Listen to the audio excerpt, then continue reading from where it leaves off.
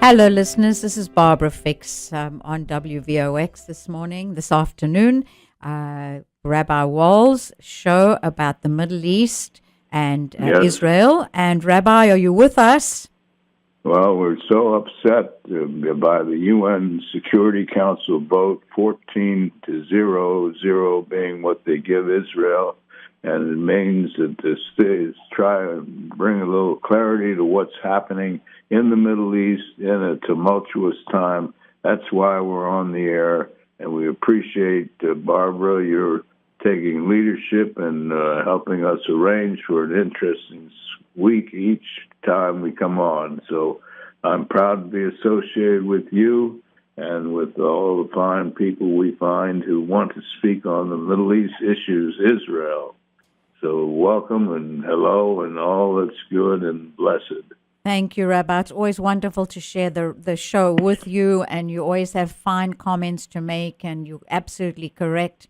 As we look around, there are things that are very upsetting to us. The United Nations is one area which does a dismal job, not only on the situation in the Middle East and Israel, but for all countries in Africa where there are massacres and slaughters and genocides, and we're going to talk about that. And please feel free to jump in at any time. And to our listeners, please call us on 914-636-0110. Today, I'm absolutely honored to have with me in the studio an author by the name of Tuvia Tenenbom, who wrote the best-selling book in Israel called Catch the Jew. He is here with his wife, Izzy, and Izzy will jump in and add to our conversation when she feels she has a contribution to make. Tuvia, welcome. Welcome. Thank you for having me, and thank your listeners, ladies and gentlemen, for being with us. I'm going to tell you a little bit about Tuvia. He's authored 3 Spiegel bestsellers in a row, and simply put, he's not just a simple guy, not just a journalist and a dramatist. He's also the founder of Jewish Theater in New York. He studied for a doctorate in English literature. He earned an MFA in playwriting. He holds a BS in mathematics and computer science. He actually finished rabbinical studies in Jerusalem, but he's also studied Christianity and Islam, acting and finance. He can talk about anything.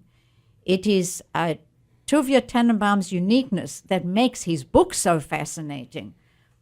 Besides that, we haven't even mentioned his sense of humor.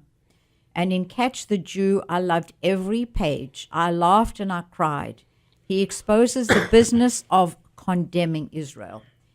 He kind of goes undercover fearlessly, and he unmasks the underlying biases and the motivations of activists, Palestinian officials, and Jews whose livelihoods are in fact surprisingly grounded in delegitimizing Israel. Not only Jews, Europeans, who are sometimes the worst of the anti-Semites, and others who hide under the name human rights activists. So Tuvia's conclusions are enlightening and troubling. We are very fortunate to have him. I'm sorry it's only an hour, and we're going to have to bring him back because there is so much to be said, not only about this book, Catch the Jew, which I have loved, but his next book, which we're hoping to get as soon as possible, which is going to be called The Lies They Tell. So Tuvia, I've said a lot. Tell me about who you are and how you got to be writing Catch the Jew. Okay, who I am. I am a male, 29 years of age, otherwise skinny in politically correct language. We're on radio. You can say whatever you want and they can't see you. I know. And I am a journalist also. I am a columnist for a paper called Die Zeit Online, which is Germany. This is like the New York Times of Germany. Zeit. What does the word Zeit mean? It means times. Times, exactly. Uh-huh. And I'm writing for other papers as well. And author, of course, as you mentioned. And basically that's it. Right. And I have a Jewish Theater of New York. I'm also and artistic director of the Jewish Theater of New York. And you also wrote another bestseller called Sleep in Hitler's Room, which you Yeah, I wrote Sleep in Hitler's German. Room. That also was a bestseller, both in Israel and in Germany. And it was also a Spiegel bestseller. And the new one, The Lies They Tell, which is tells the story of America. It's a 7-month journey throughout America. And that's coming, already came out in Israel. It's already a bestseller there for quite a few weeks. It came out already in Germany, where it's a Spiegel bestseller, and it's coming to America in about a month. I want to get to the one that's coming out because I haven't had the luck of reading it yet because it wasn't in English and it hasn't come out.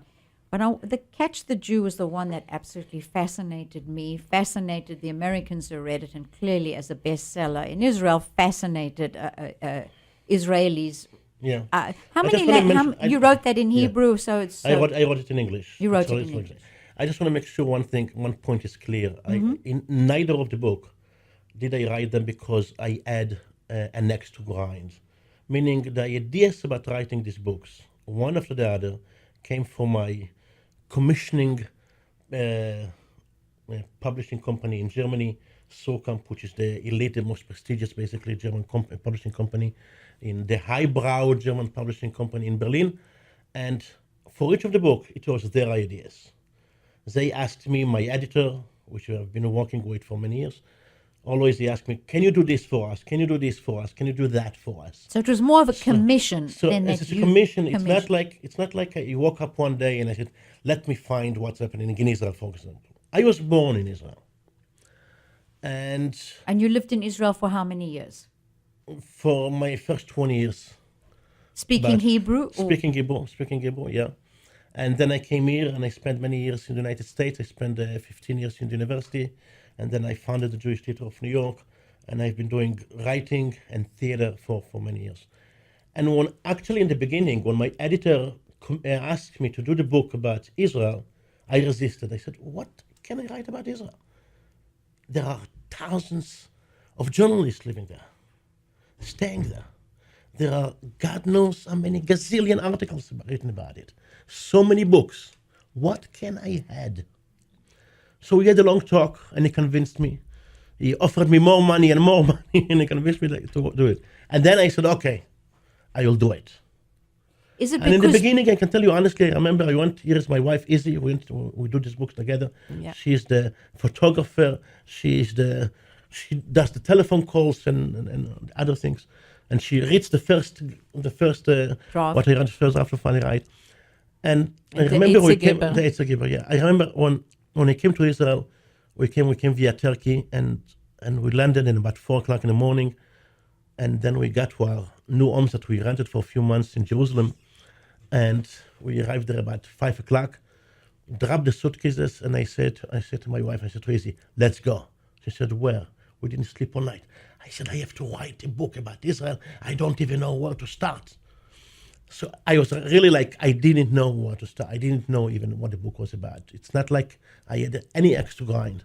I don't believe in being right politically. I don't believe in being left politically. I don't believe in being center politically.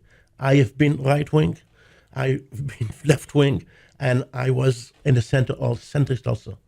And I came to realize that life is not about right, left, or center. We are given two hands, one right, one left. You can go only to one. And you can go only with the center, with your body. You need the hands too. So I believe everything has to be about facts. You have to find the facts. So my mission became to find the facts. What happens in the state of Israel? What happens there? Initially, I didn't even think that I would be writing about Israeli-Palestinian conflict. I said, okay, maybe I'll go where the Palestinians live maybe 3 times, to Ramallah. I ended up totally differently. I ended up going to where the Palestinians are, between Israel and Palestine, maybe 3 times a week. And for me... 3 times a week? Yeah, 3 times a week. And for me, crossing from Israel to Palestine is not easy. Not easy just because had they known who I am, that I am Jewish, that I served in the Israeli army, I would be dead. So I could never say I'm Jewish. And I always had to keep a watch on my right and left and my back that nobody catches me. And I called myself, my name is Tuvia. I called myself Toby. Toby the German. Toby the German, You're exactly. fluent in German. Are you fluent in Arabic as well? Yeah, I speak Arabic also. And that's what it is. I came as a German speaking to them in Arabic and in English. Wow, you've really raised our curiosity, and we're having to take a break now, just at the peak of curiosity. So hold your thought. We'll take a break for advertising, and we will be back. Okay.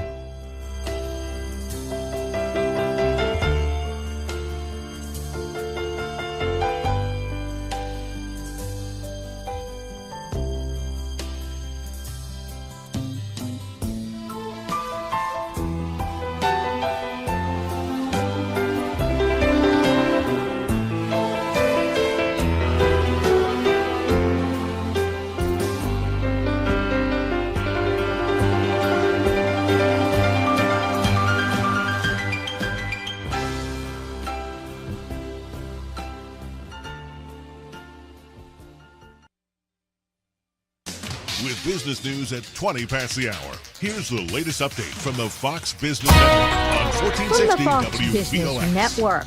Fiat Chrysler has a $1 billion plan to build 3 new Jeeps and a Ram pickup in the U.S. that's now produced in Mexico. President-elect Donald Trump is pressuring the auto industry to hire and manufacture in the U.S. The FBI has arrested a Volkswagen executive in connection with the automaker's emissions cheating scandal. Prosecutors say Oliver Schmidt engaged in a conspiracy to defraud the U.S. and VW customers in connection with the automaker's admission it rigged nearly 600,000 diesel-powered cars to cheat on emissions tests.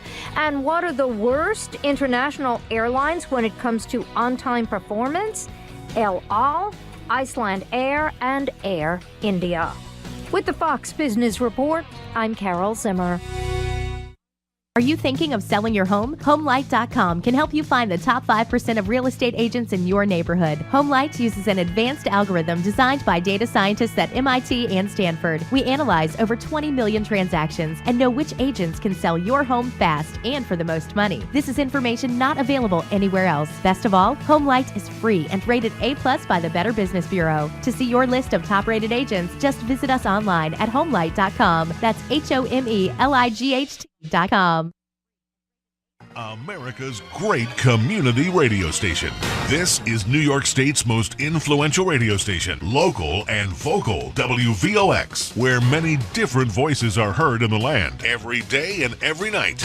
And now all over the world at WVOX.com.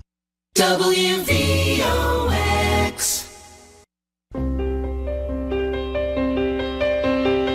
Hello, listeners. This is Barbara Fix and Rabbi Wall, the Rabbi Wall Show, talking about the Middle East and Israel. And we're very fortunate today to have with us a best-selling author, Tuvia Tenenbom. I believe that we do have a caller. Do we have a caller? Hello? Hello. Hello. Yes. Hi. Welcome. Hi. How you doing? Fine. How are you? Good. You know, I have a problem, a general problem with religion and politics. This country was founded on the separation of church and state, and it seems to me that the more religion gets involved in politics, the less likely there are solutions. Are they inseparable, the two? Well, you know what? Everybody has views on religion. Everyone has views on politics. So what happens is they start to intersect. And one conversation intersects with another. I think there's a word called intersectionality that they're throwing around here at college campuses. So I guess that even though we try to be politically correct, they do come out. And in fact, if you stand by, I think your name is Chris, if you stand by, Chris, we're going to be talking about the next book that Tuvia is coming out with. So please hold your thought, and then possibly we can discuss it when Tuvia discusses his next book, because that's going to... Could I just make one point? Sure. Yeah, like in Israel, for example, if you go down a political solution, okay, it seems like there's where if you go down a religious solution where there believes to be a religious destiny for a solution, it's not resolvable. Right. Well, I think your point is valid because people say, is Islam, are they nations or they religions? Is Judaism religion? Is it a nation? I'll talk to you a little bit about what happens in Israel, and you'll see it's not a question of religion, as we'll talk more, and if time permits, we'll talk about what's happened in the Middle East, and it's very different than what you read in the paper or watch in the TV. So stick around. Yeah, Chris. And we'll talk about it. Thank you. Okay. Thank you. All right. I want to get back to you risking your life because I think we're at a critical juncture in terms of suspense. So you have to cross. So you adopt different hats, but you're an actor and you speak multiple languages, and that's why you were chosen as a journalist. No, and this is not the reason why I was chosen to do this book. I mean, the reason why I was chosen to do this book because the previous book was about Germany. Okay. And the previous book was about Germany, in which I found, to my surprise, that Germany today, the new Germany, has not changed much from last century.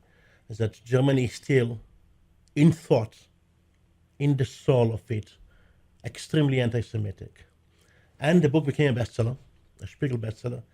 And my editor was the idea, he said, you came to our country for 6 months and you have written a book and it's very successful and you have found what you have found. Now let's see what happens if you go to your country, where you were born, and what will you find? That was the reason I was asked to do the book. Okay, so you land in Israel. You haven't got any preconceived ideas, and now No preconceived idea. And all of a sudden, now continue. Tell us the story. And then I'm going, and the first thing I see, this was simply coincidence. We rented an apartment, a beautiful house. How do you call it? A Templar home. A Templar house, an old Christian house, which was built by Germans. Yes. By the Templars. By the Templars. Yeah. It's a beautiful, beautiful home. And that was very close to where the to Cinematheque of Israel, Jerusalem, was to show movies, new movies. And it was the week of the Cinematheque, the festival of the movies. So the first thing I did was going to see a movie, I didn't know what to see. I had nothing on my schedule. Yeah, I don't believe in festival. Film festival. Yes. And then I see films. And I see a film called 10% What Makes a Hero. A film done by an Israeli. And it equates the IDF, the Israeli army, with the SS. And it equates the righteous of the world with those who believe that Israel is an apartheid state. And I said, what is this? It's very interesting. If a non-Jew did it, it would have been called anti-Semitic movie. So I stuck around after the film was over to look the credits, who paid for this. And then I realized that the people who are paying for it are German TV companies and some stuff like that. Basically, it's financed from abroad. And then I talked to some people, to some filmmakers who are in the festival, and I met some of them who said they cannot find funding for their movies. I said, why can't you find funding? And they said to me, funding for movies are not coming from Israel. Very little comes from Israel. Most of it comes from Europe, and mainly Germany.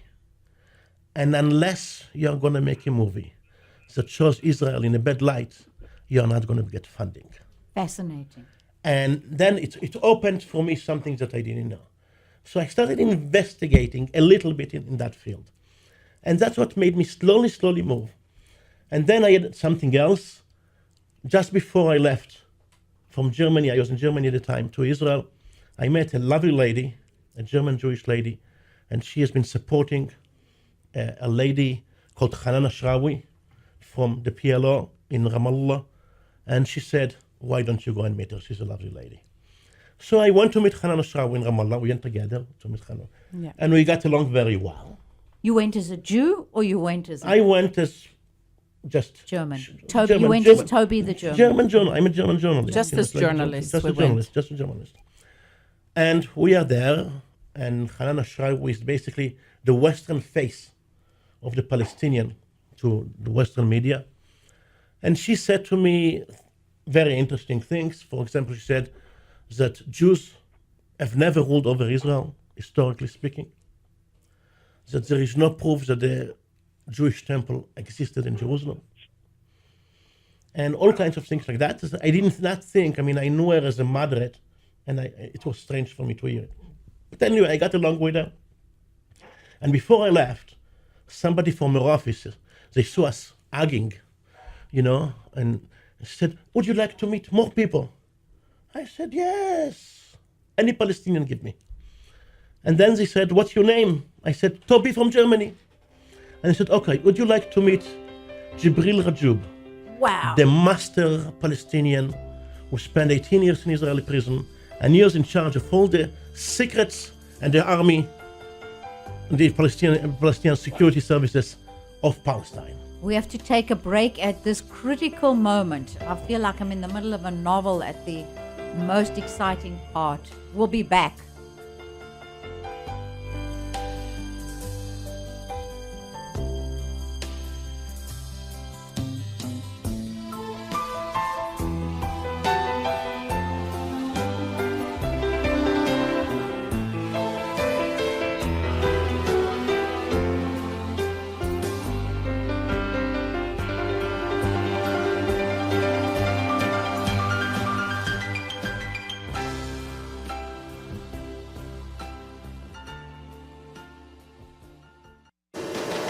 With world and national news, here is the latest update from Fox News Radio on 1460 WVOX. Fox News Radio, I'm Pam Puso. Behind closed doors at New York's Trump Tower, a meeting about ways to boost small business between President-elect Donald Trump and the founder of Chinese e-commerce giant Alibaba. We had a great meeting, and a great entrepreneur, one of the best in the world, and he loves this country, and he loves China. Mr. Trump also predicting that all of his cabinet picks will pass. White House reaction to Meryl Streep's comments directed at the president-elect during last night's Golden Globes. I didn't see her speech, but I certainly read about it. It seemed to get plenty of attention. Spokesman Josh Earnest calling the remarks thoughtful, carefully considered, and a fairly straightforward exercise of her First Amendment rights as a citizen of the United States. Streep said when the powerful use their position to bully others, we all lose. In a tweet, Mr. Trump called Streep an overrated actress. Fox News, we report, you decide.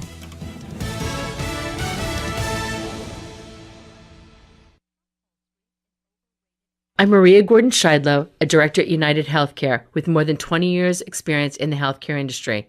I'm happy to be the host of United Healthcare's United on Health, a monthly half-hour show featuring Westchester County healthcare professionals and our own professionals who we hope will help give our listeners the tools they need to manage their health and better utilize their healthcare benefits. My guests will discuss topics ranging from determining your health status to preventing diabetes to building a well workplace and understanding Medicare and Medicare benefits, finding affordable healthcare benefits for small business, and other health-related issues. So join us the third Wednesday of every month from 10:30 to 11 in the morning because United on Health, we can help our friends, our neighbors, and ourselves live healthier lives. So join us at United on Health on 1460 WVOX. Steve Pelletieri's Eye on Weather is brought to you on WVOX by Energy and the Indian Point Energy Center, right for New York. Forecast Westchester County and the vicinity for this Monday afternoon. We'll see partly sunny skies. High temperatures will climb into the low to middle 20s, wind chill values into the lower teens. For tonight, partly cloudy, overnight lows falling back upper teens to around 20. Mostly cloudy on Tuesday. Could be some light snow going over to rain quickly though, highs into the upper 30s. Periods of rain later Tuesday night, overnight lows into the mid to upper 30s. Mostly cloudy, rising temperatures and rain through the afternoon, highs upper 40s to around 50. Generally cloudy but mild, 55 for highs Thursday. Steve Pelletieri Jr. reporting for 1460 WVOX. Teresa Motko is a senior systems engineer at Indian Point Energy Center. I live with my husband Rich and our 2 kids, less than 4 miles from Indian Point. So when people talk about safety, it really is a personal issue to me. I think it's important to understand how rigorous the safety culture is at Indian Point. My engineering team trains constantly, and inspectors from the Nuclear Regulatory Commission are on site at all times, overseeing our operations. Indian Point has also invested over $1 billion in upgrades and strengthened safety equipment and backup systems. And every day, my team and I make sure that these layers upon layers of safety and security at Indian Point are as strong as they can be. Nearly 1,000 people like Teresa work at Indian Point, and safety is their single most important mission. Learn more about the plant that generates about 25% of the power used in the city and Westchester each year at rightfornewyork.com. Bob Marone in the morning, Fred Dicker in the afternoon, and so much more in between. We're the station where so many different voices are heard every day. 1460 WVOX.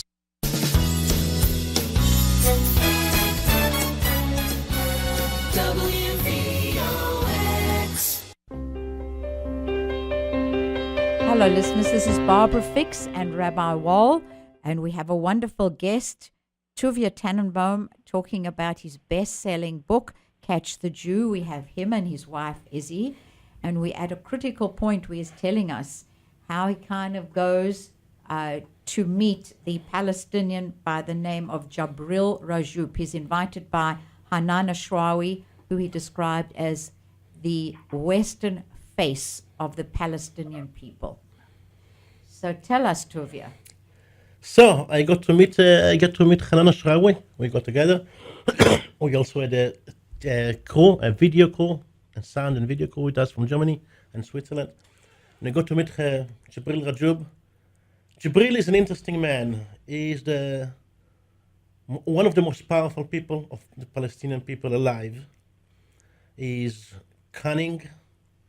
He is charismatic. He is funny.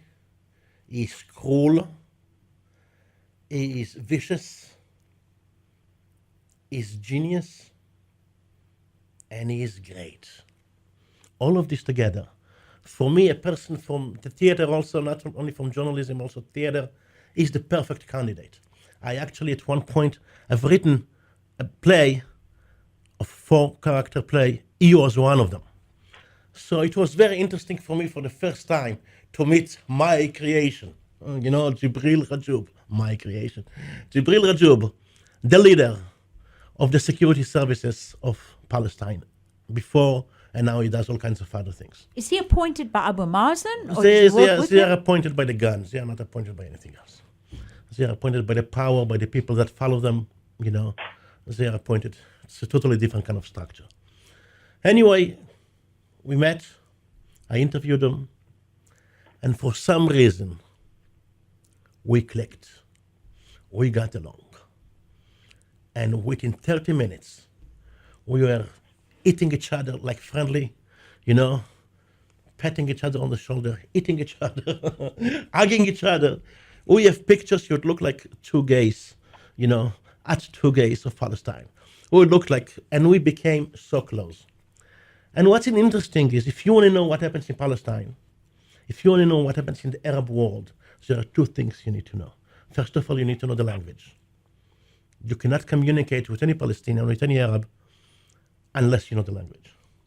Number two, knowing the language is not enough. You have to fully understand the culture.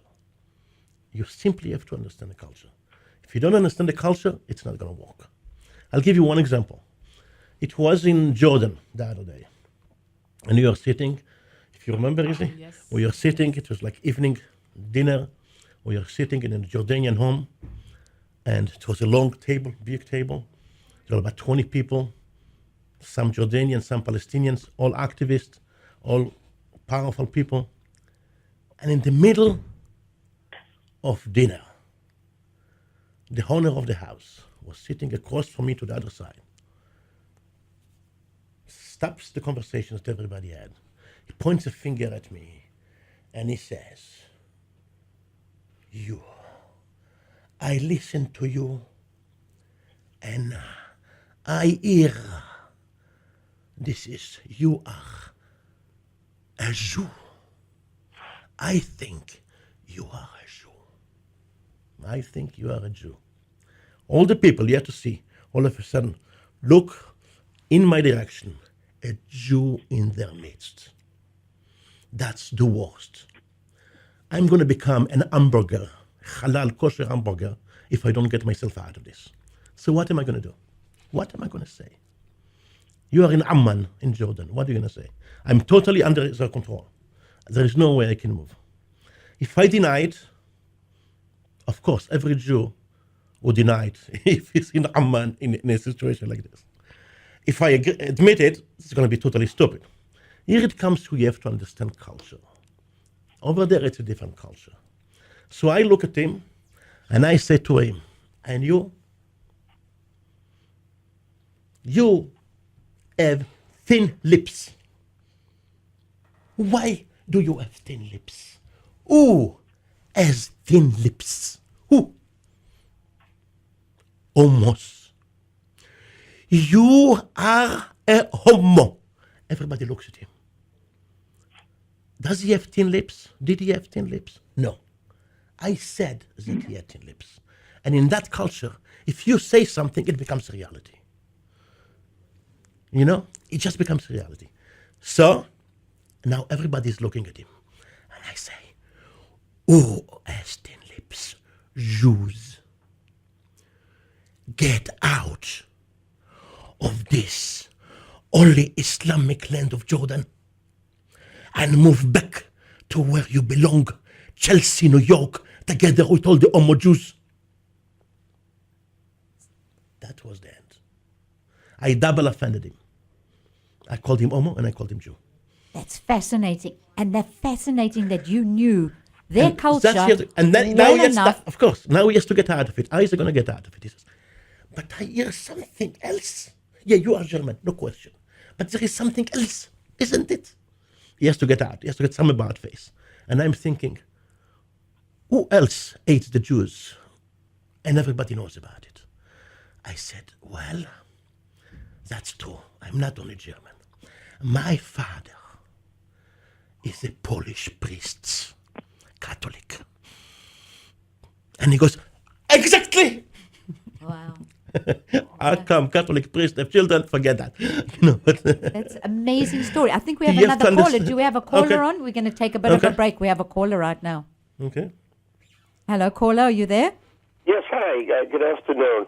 I'm enjoying the show as usual. And I'd like to ask a question that maybe a lot of folks are being a little bit puzzled by. When Secretary Kerry made the statement that Israel can be a democracy or it can be a Jewish state, but it can't be both. I don't know if a lot of people in America are really familiar with the structural underpinnings of the Israeli government or their constitution, but can you help me understand or reference me to the documents or laws or whatever that says Israel must be a Jewish state? Is there anything in writing that says that, or where does that come from? Do you want to handle it? Let Tuvia, you take that question. Or Rabbi Wall, would you like to take that? The Rabbi wants to Rabbi, you take that. Jump in. Yes, please. The basic documents of Israel. Declaration of Independence. They're not able to get together on the Constitution. Too many difficulties with the constitutional law system, such as we have in the United States. But here they are very loath to put certain things down, but things that certainly should be understood without legal expertise, such as believing that a Jewish state and a democratic state certainly can coalesce and be the same one people state that is there for the people of the world and for the Jewish people in particular, because of the saga from Bible times to today. Israel remains a crucial issue and a crucial concern to thinking people all over the world. Barb, thanks a lot. Keep talking and do a good job as you always do. Thank you, Rabbi Wall. Thank you for that explanation. Tuvia, you want to add to that? This is also the Declaration of Independence. You know, the Jews came back Look at even the how do you call it? It's in the law books, no question about that, and it's also the anthem of the Israeli state. You know, Atikva, and that's what it is. And I know the time is short, but if there's anything that you can reference to folks like me, I'm a little familiar with the history, but I haven't really delved deeply into the documents. Is there anything in the law or in writing that actually says Israel must be a Jewish state? It's in the international law. That's even from the beginning, from the partition, even from Balfour Declaration before the partition. It's in the UN resolutions. It's in the League of Nations resolutions to have a Jewish state. That's the mandate. Israel's government? Yes. This is the mandate. This is the international mandate for the state of Israel from its very creation and before its creation.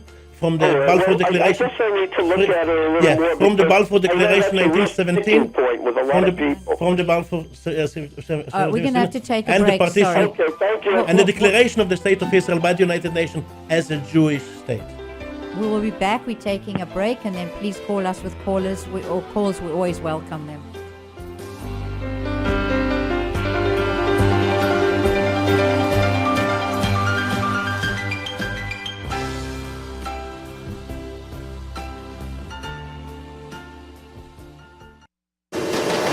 With world and national news, here is the latest update from Fox News Radio on 1460 WVOX. Fox News Radio, I'm Pat O'Neill. The man accused of killing 5 people at the Fort Lauderdale airport last week going before a judge for the first time. Esteban Santiago appeared in court shackled and in a prisoner's jumpsuit. He seemed nervous, even jittery, and spoke very little beyond yes or no answers, keeping his eyes down even when answering the judge's questions. A public defender is now assigned to him. He could potentially face a death penalty. Fox's Evan Brown. A tragic day for the Orlando police force. Officer Deborah Clayton fatally shot near a Walmart after spotting a man wanted in the killing of his pregnant ex-girlfriend.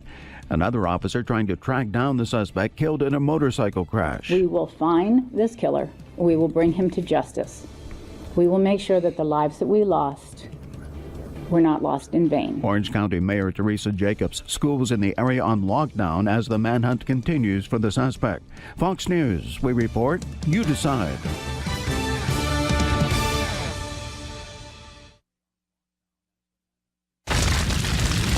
Wildfires burn millions of acres across the country each year. And each year, wildland firefighters battle to contain them. But they can't do it alone. For some communities, it's not a question of if wildfires strike, but when. And a single ember can travel more than 1 mile.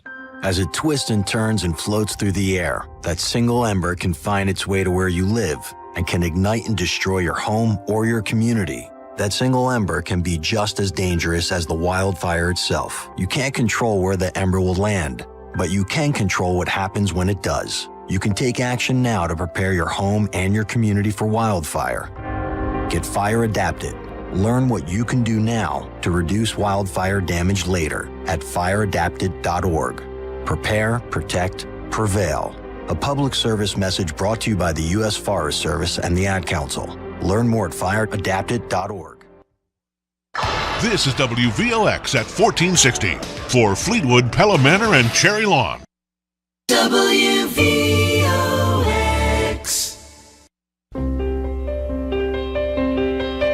This is Barbara Fix and Rabbi Wall as we discuss the Middle East and we discuss Israel, and we have a wonderful guest. We've been listening to Tuvia Tenenbom, a major best-selling author. I loved his book, Catch the Jew, and I'm really looking forward to his next book, which is called Lies They Tell, which is coming out in a matter of weeks. Yep. Cannot wait to get my hands on that, Tuvia. You were telling an interesting story about going to Israel without knowing what you were going to find, and what you found there was a lot of support for anti-Israel sentiment coming from the European Union. Yeah. Would you like to address that? Yeah, I think I'll address it. We really don't have much time, and I just wanted to tell you that as a result of my close cooperation, close friendship with Jibril Rajub, who again did not know that I'm Jewish, and again, just to explain something here, the Eastern culture and the Middle Eastern culture is different than we know it. The guy is a master spy.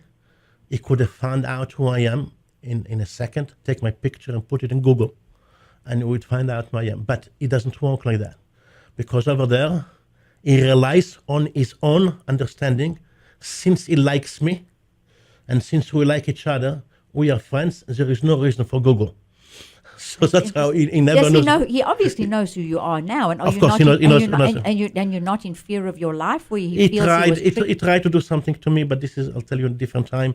I almost became an hamburger over there, but I'll tell you another time. But the point is, my close relationship with the leaders of the Palestinians, with him and then with other Palestinians, and also created my close relationship, matured or mushroomed into a close relationship with the different and the various human rights organizations who are working in the area. So what did I find out? I found out that what the sad stories of Palestine, of the Palestinian people, all the poverty and the mistreatment and the miserable life is basically a myth. It's a fiction created by some Europeans who don't like Jews, created by media that doesn't do its job to find out things. Journalists are being taken by activists to poor Palestinian neighborhoods, and they show them how those poor people live, and they tell them this is the reality. But the reality is different. If you leave the activists alone and you do it by yourself, and you'll find in Palestine, it exists already, a state called Palestine, with cities like Ramallah, Nablus, Jenin, and many others. And in those cities, there are riches like you have never seen almost. Some of the richest places in the Middle East. You'll be shocked to know that. Everybody talks about Hebron, how horrible it is. But truth is, Hebron is one of the most beautiful cities in the Middle East, one of the richest. The restaurants are booming with people. Stores are packed. Stand on the street and see the cars driving along, and they are the newest cars in the market, the newest Mercedeses, the newest Lexuses. Go walk by yourself in Palestine. You will see palaces. You will see villas. You have never seen them even in America. You will not believe what you see. There is a lot of lies down here. Journalists are not doing their job, and human rights activists, sadly to say to you, one after another, including Amnesty International, including Human Rights Watch, one after another, have come to Israel and to Palestine for one reason only, to speak badly of the Jew. They try the worst they can. They are totally anti-Semitic. They have one agenda: catch the Jew. That's why the book is called Catch the Jew. You have people hired and paid for by the European Union, by the European Commission, and they hire guides, tour guides, that take tourists to Yad Vashem, the Museum of the Holocaust, and they tell them right there inside the museum that the Holocaust did not really exist. That the real Holocaust is Jews killing Palestinians. They tell them that the horrors of the crematoriums of Auschwitz is a subjective story and not an objective story. That's what they do. The nicest people on the planet, dressed nicely. The UN, the worst, the Red Cross. I have seen them, I caught them in the act. Doctors without borders. They invent diseases. They go around trying to find some people to tell them that they have some disease and then blame it on the Israelis. The Arabs don't even know what it is. They get money to do this. All these claims in the courts about Palestinian-owned land, it's not the Palestinians, those people who are doing it. It's the organizations, the human rights, so-called, quote-unquote, organizations that give Palestinian money, and then they represent them in court, and all you have to say is, this is my land. A Jew lives on it. It's frightening what happens in the Middle East. It's frightening what happens there. All driven by one old 2,000-year-old hatred called anti-Semitism. Nothing more, nothing less. That's the sad reality. And nobody wants to fight it. Nobody can fight it. And the frightening thing is, when the book came out in Israel, the Israelis didn't know. The Israelis didn't. They were shocked. For example, everybody talked about the checkpoint Kalandia between Ramallah and Jerusalem. How it takes 3 hours for the Palestinians, for the poor Palestinians, to drive, to stand there on the checkpoint in Kalandia. 3 hours you have to stand in checkpoint, 3 hours from the interest and the West. What? And humiliated. And humiliated and all that stuff. You know how many times I've crossed Kalandia? How many? Gazillion times. And? And I took my iPhone and I crossed it with Palestinians. Not on a diplomatic car, not on a press simple car. Bus for people, Palestinian people going through Jerusalem. Yes. And I recorded it every time. Average time to cross the checkpoint is 2 minutes and 14 seconds. That's my average time. So this is a campaign. This is a campaign to delegitimize Israel. Stemming from anti-Semitism. Stemming from anti-Semitism. And the sad is that so many Jews have bought into the story. When the book came out, Israeli TV challenged me. He said, okay, you say it takes 2 minutes and 14 seconds. Let's go to Kalandia and find out. The cameras were rolling. They tried to prove me wrong. Because you're like, how come we don't know that? They tried to prove me wrong. And then, guess what? They had to give up. Because I got it right. Story after story, you'll see in the book. Unbelievable what happens there. Unbelievable. This is getting worse and worse. It's getting worse and worse and news. worse. And it's all done by one drive. Catch the Jew. And if a Jew did not misbehave, you get a little Arab kid to throw stone at the Jew. And if a Jew doesn't answer yet, you get him to throw more stones. And then when the Jew gets upset and starts throwing stone back, the cameras are rolling. See how Jews throw stones at kids. The cameras are rolling. That's amazing what happens there. Lie after lie after lie. Even the Beli'in, which made a movie, it was like nominated for an Oscar. Right. Sorry, hold that thought because I think we have a caller and we have got a couple of minutes. Caller, do you have a question? Yes, I'm following up my last call. I think the fundamental difference is, I identify my existence as human, and other people identify their existence as a religion. And I don't know how do we. I think religion should exist within a person, within the heart and soul of a person, rather than external. Right. Well, you're entitled to your feeling, depending on your feeling of religion. But I would like to bridge that divide. Where how do we control those two dynamics? Yeah. You cannot control those two dynamics. You have to understand that, you live in one society where the big divide is between the Fs and the Fs not, between those who have money and those who don't have money. Right. And some other divides are in race base, or ethnic base, between blacks and whites. There's a little story. I just wrote a book about America, and that's a different divide.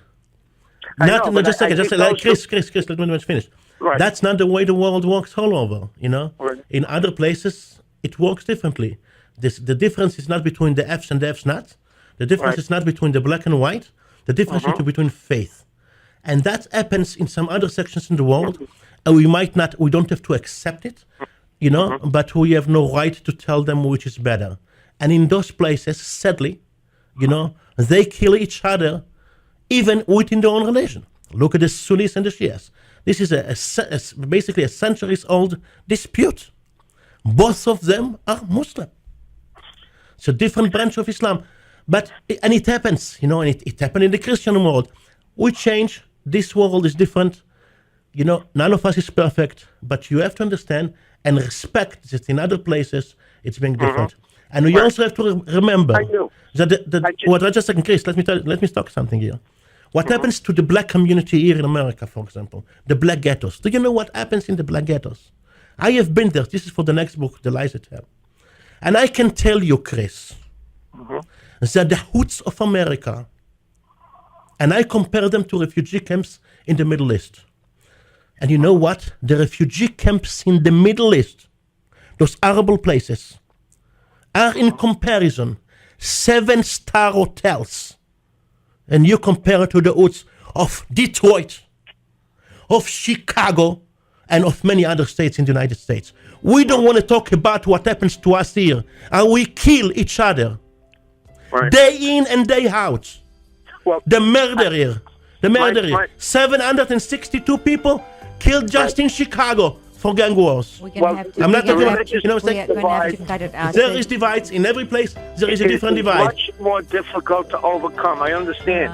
We're going to have to close the show and invite you back. Yep. Thank you so much for your question, Chris. Thank you to Tuvia. Thank you to Rabbi Wall. Thank you to all our listeners. Thank you, Barbara. You've been wonderful. And this is wonderful. We have to have you back. Thank you so much to much. WVOX.